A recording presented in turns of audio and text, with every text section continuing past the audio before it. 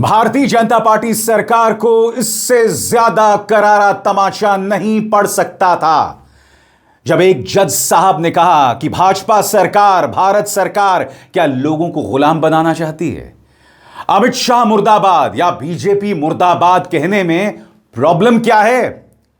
लोग अगर पर्चा लीक हो रहा है, पेपर लीक हो रहा है और सड़कों पर उतर रहे हैं तो वो गुनाह नहीं है।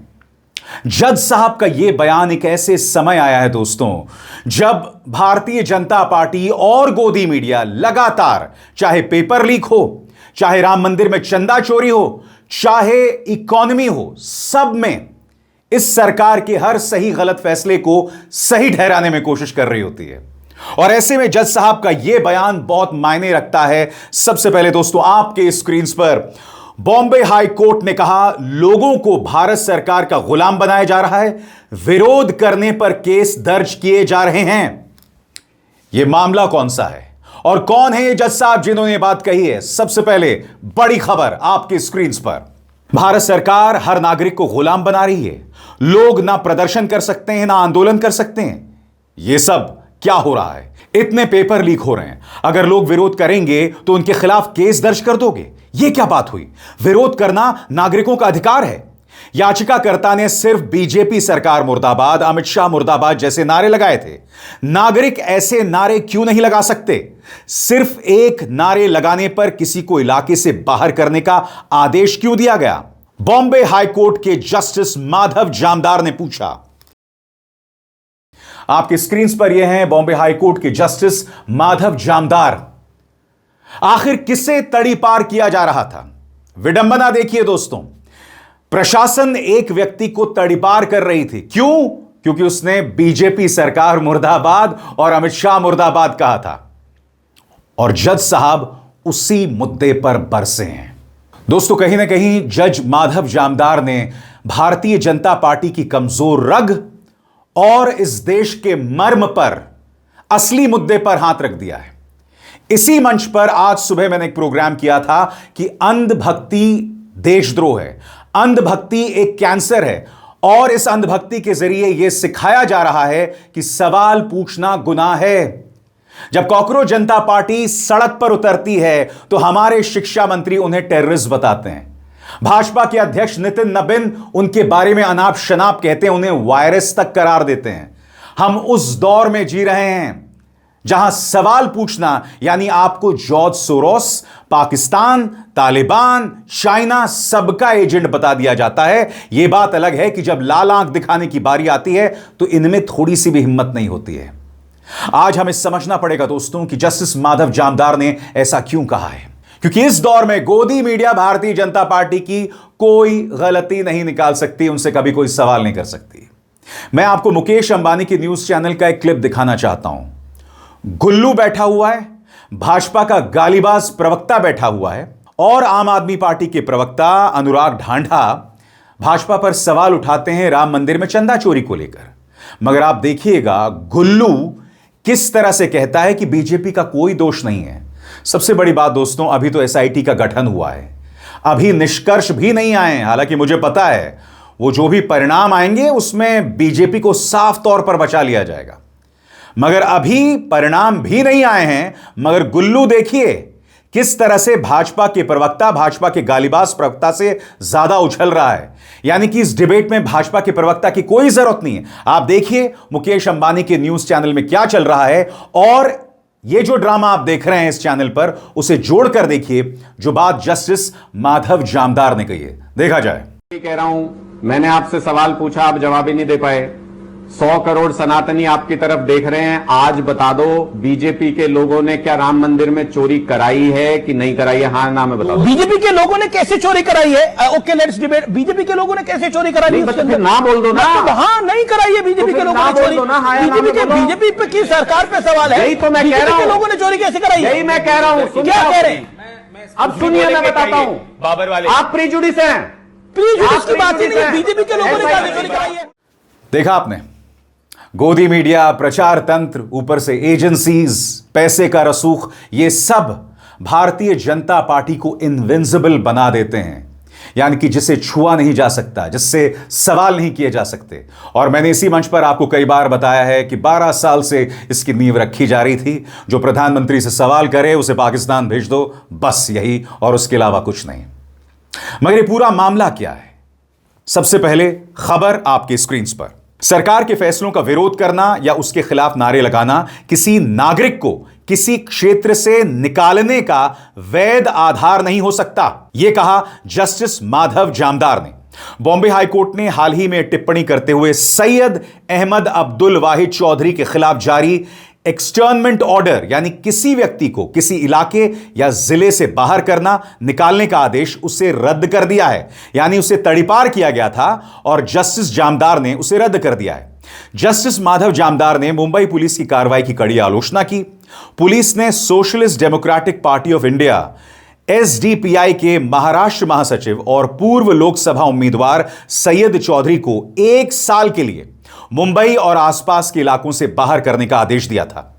जज ने सवाल उठाया कि बीजेपी सरकार मुर्दाबाद और अमित शाह मुर्दाबाद जैसे नारे कार्रवाई का आधार कैसे हो सकते हैं। सबसे बड़ी बात, जस्टिस माधव जामदार देश भर में जो पेपर लीक को प्रदर्शन हो रहे हैं उसका जिक्र कर रहे हैं। वो इशारा कर रहे हैं कॉकरोच जनता पार्टी के प्रदर्शन का भी। गौर फरमाएं, पॉइंट नंबर 1, उन्होंने देश भर में हाल के परीक्षा पेपर लीक के खिलाफ हो रहे प्रदर्शनों का भी जिक्र किया। सुनवाई के दौरान जज ने मौखिक रूप से कहा कि पुलिस अधिकारी जनता के प्रति जवाबदेह हैं, किसी मंत्री के अधीन काम करने वाले राजनीतिक कार्यकर्ता नहीं। पॉइंट 2, उन्होंने जोर देकर कहा कि नागरिकों को सरकार के फैसलों के खिलाफ विरोध और आंदोलन करने का अधिकार है। सिर्फ विरोध प्रदर्शन करने या नारे लगाने के आधार पर पुलिस किसी व्यक्ति को उसके अपने शहर से बाहर करने का आदेश नहीं दे सकती। और अब एक जरूरी संदेश, सच के इस सफर में मेरा साथी बनिए, मेरा चैनल ज्वाइन कीजिए और इनमें से एक विकल्प, एक ऑप्शन चुनिए। शुक्रिया। जज माधव जामदार ने जो कही है इसका स्वागत किया जाना चाहिए। और यकीन मानिए दोस्तों, यह सुनकर मन में ऐसा लग रहा है घाव को मरहम लगा है, क्योंकि हम लगातार देख रहे हैं 12 सालों से किसान सड़क पर उतरता है, उसे खालिस्तानी बता दिया जाता है, टेररिस्ट बता दिया जाता है, अर्बन नक्सल बता दिया जाता है।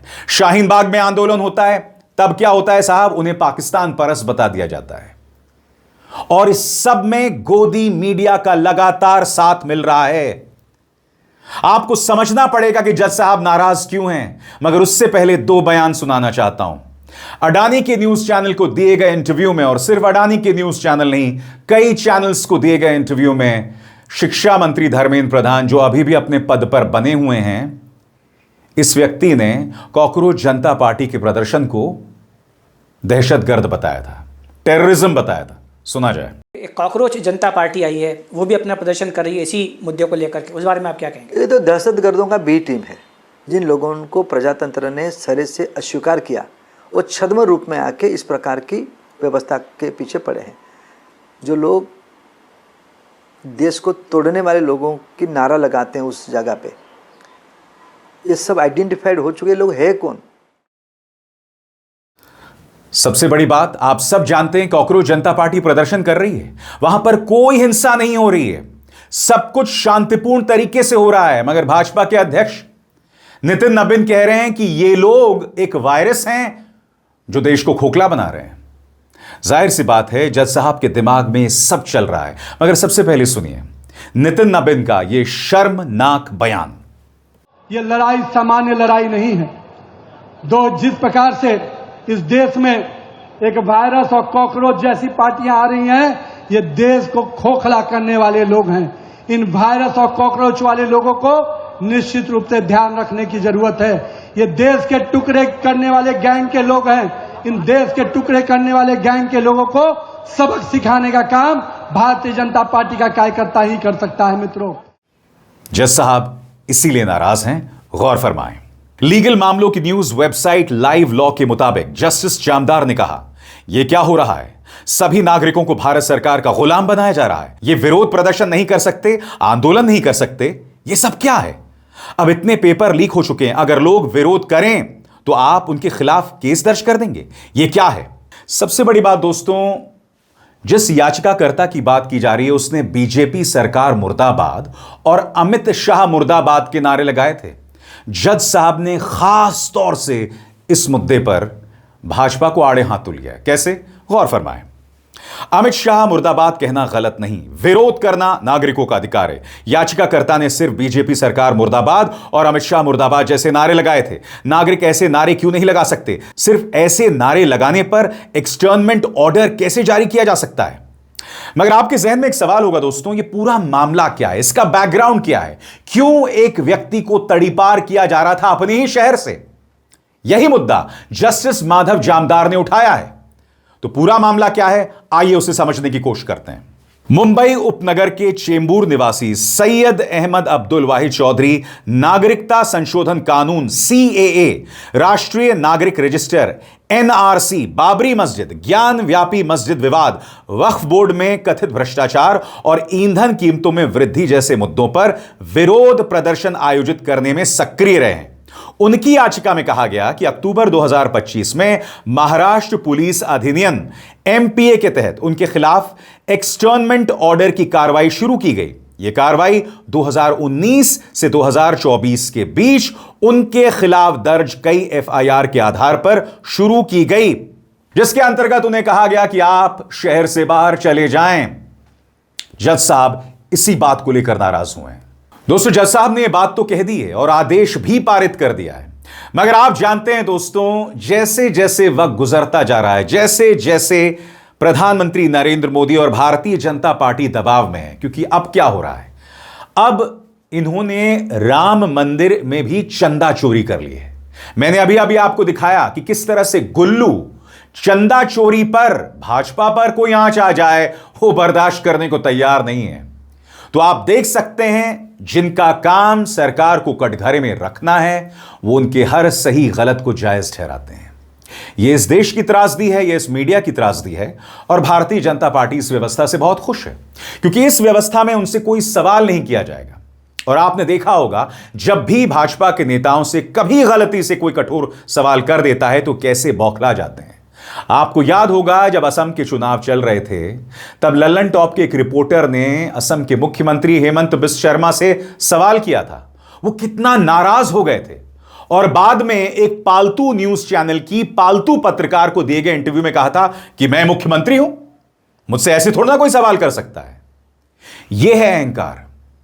इसीलिए मैं कह रहा हूं, 2014 से पहले आप और हम हर किसी से सवाल कर सकते थे। याद कीजिएगा, भ्रष्टाचार नहीं भी था, क्योंकि वो भ्रष्टाचार साबित नहीं हुआ है। 2G से लेकर न जाने क्या क्या, हमने किन किन मुद्दों पर डिबेट्स नहीं किए थे। आपने उन डिबेट्स को देखा था, मगर अब सवाल करना मना है। जो सवाल करे उसको वायरस बता दो, जो सवाल करे उसे टेररिस्ट बता दो, जो सवाल करे उसको कह दो कि अगर मोदी से सवाल करोगे तो पाकिस्तान चले जाओ। यह इनकी सोच है। और सबसे बड़ी त्रासदी यह है कि यह सिर्फ भाजपा नहीं कहती है, अब आम लोग इसमें बह गए हैं। उनकी नसों में ऐसा जहर भरा जा चुका है, इस कदर उन्हें ब्रेन वॉश किया जा चुका है कि अब उन्हें भी लगता है कि सरकार से सवाल करना गलत है। इसी मंच पर आज सुबह मैंने एक प्रोग्राम किया था कि अंधभक्ति एक कैंसर है। उसमें मैंने आपको बताया था कि हमारे अपने दोस्त, मेरा एक दोस्त है, उसका बेटा CBSE के री इवैल्यूएशन से खुश नहीं था, उस पूरी व्यवस्था में गड़बड़ झाला था, मगर जब उसने अपने कॉलेज के बाकी दोस्तों के सामने अपने बेटे की समस्या रखी तो हमारी ही एक क्लासमेट खड़ी हो गई और यह कहने लगी कि तुम्हारी कैसी हिम्मत हुई टीचर्स से सवाल करने की, सरकार से सवाल करने की। उसके अंदर की इस कदर इंसानियत खत्म हो गई थी कि वो ये भी नहीं देख रही थी कि उसका एक अपना दोस्त, अपना क्लासमेट अपने बच्चे का दर्द दिखा रहा है और उसके जवाब में तुम उससे कह रहे हो चुप हो जाओ। इस तरह से अंधभक्ति ने हमारे अंदर की इंसानियत को खत्म कर दिया है, क्योंकि हम सवाल पूछना भूल गए हैं। मगर इस मंच पर हम सवाल करते हैं, डंके की चोट पे सवाल करते हैं और पीछे नहीं हटते हैं। अभिसार शर्मा को दीजिए इजाजत। नमस्कार।